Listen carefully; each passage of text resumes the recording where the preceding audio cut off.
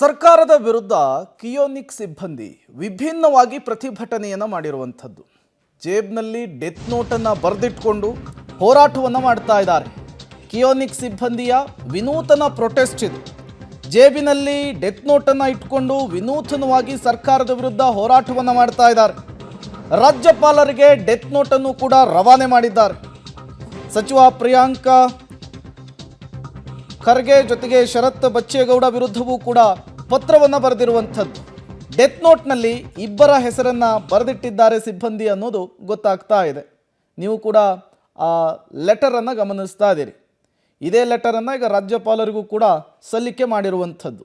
ಈ ಮೂಲಕ ಕಿಯೋನಿಕ್ ಸಿಬ್ಬಂದಿ ವಿನೂತನ ರೀತಿಯಲ್ಲಿ ಪ್ರತಿಭಟನೆಯನ್ನು ಮಾಡಲಿಕ್ಕೆ ಮುಂದಾಗಿದ್ದಾರೆ. ಈ ಡೆತ್ ನೋಟ್ನಲ್ಲಿ ಸಚಿವ ಪ್ರಿಯಾಂಕ್ ಖರ್ಗೆ ಮತ್ತು ಶರತ್ ಬಚ್ಚೇಗೌಡ ವಿರುದ್ಧವೂ ಕೂಡ ತಮ್ಮ ಅಸಮಾಧಾನವನ್ನು ಹೊರಹಾಕಿದ್ದಾರೆ. ಅವರು ನಡೆದುಕೊಳ್ತಾ ಇರುವಂತಹ ರೀತಿಯನ್ನು ಕೂಡ ಪ್ರಶ್ನೆ ಮಾಡಿದ್ದಾರೆ.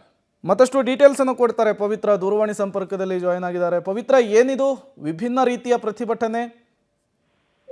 ಪ್ರೇಮ್, ಈಗ ಕಿಯೋನಿಕ್ಸ್ ಸಿಬ್ಬಂದಿಗಳು ಸಾಕಷ್ಟು ವರ್ಷಗಳಿಂದಲೇ ಈಗ ದುಡ್ಡಿಗಾಗಿ ತಾವು ಕೊಟ್ಟಿರುವಂತಹ ಸಿಸ್ಟಮ್ಗಳು ಇದರ ದುಡ್ಡಿಗಾಗಿ ಆಗ್ರಹವನ್ನ ಪಡಿಸ್ತಾ ಇದ್ದಾರೆ. ಬಟ್ ಅದರಲ್ಲಿ ಗೋಲ್ಮಾಲ್ ಆಗಿದೆ ಅಂತ ಈಗಾಗಲೇ ಸರ್ಕಾರ ನಿರಾಕರಣೆ ಮಾಡ್ತಾನೆ ಬಂದಿದೆ. ಬಿಜೆಪಿ ಸರ್ಕಾರದ ಅವಧಿಯಲ್ಲಿ ಒಂದಿಷ್ಟು ಗೋಲ್ಮಾಲ್ಗಳಾಗಿದ್ದಾವೆ, ಹಾಗಾಗಿ ಹಣ ರಿಲೀಸ್ ಮಾಡೋದಿಲ್ಲ ಅಂತ.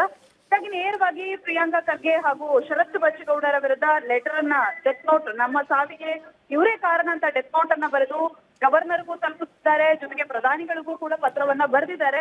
ಸೊ ಆದ್ರೂ ಕೂಡ ಸಭೆಯನ್ನ ಮಾಡಿ ಅವರಿಗೆ ಹಣವನ್ನ ನೀಡುವಂತಹ ಭರವಸೆಯನ್ನ ಕೊಟ್ಟಿಲ್ಲ. ಸೊ ಹಾಗಾಗಿ ಡೆತ್ ನೋಟ್ ಅನ್ನ ಈಗ ಕಿಸೆಯಲ್ಲೇ ಇಟ್ಕೊಂಡು ಓಡಾಡ್ತೀವಿ, ಸರ್ಕಾರಕ್ಕೆ ಒಂದೆರಡು ದಿನದ ಗಡುವು ಕೊಡ್ತೀವಿ, ಒಂದ್ ವೇಳೆ ಕೊಡದೇ ಇದ್ರೆ, ಸರ್ಕಾರ ರಿಲೀಸ್ ಮಾಡದೇ ಇದ್ರೆ ನಾವು ಆತ್ಮಹತ್ಯೆಯನ್ನ ಮಾಡ್ಕೋತೀವಿ ಅನ್ನುವಂತ ಹೇಳಿಕೆಗಳನ್ನ ಕೊಡ್ತಾ ಇದ್ದಾರೆ. ಓಕೆ, ಥ್ಯಾಂಕ್ ಯು ಪವಿತ್ರ ತಮ್ಮೆಲ್ಲ ಮಾಹಿತಿಗಾಗಿ.